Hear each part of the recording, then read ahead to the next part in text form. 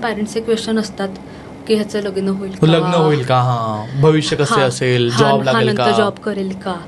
तर मी आत्ता सध्या हे सांगेल की जर तो 3 वर्षाचा आहे तर पहिला आता तुम्ही नंतर काय होईल इथे याचा विचार आत्ता करून टेन्शन घेऊन तुमची मेंटल हेल्थ अफेक्ट होणार, तुमच्या मेंटल हेल्थचा अफेक्ट तुमच्या मुलाच्या डेव्हलपमेंटवर होणार. बरोबर. त्याच्यापेक्षा जसं वेळ जाईल, जसा तो मोठा होईल, तो स्वतःच असं नाही आहे की प्रत्येक मुलामध्ये काहीतरी स्किल असतं. तुमच्या मुलाचं स्किल तुम्हाला आपोआप कळेल, त्याच्यानुसार तो करिअर गायडन्स करून तुम्ही नोकरीच्या दिशेने जाऊ शकता.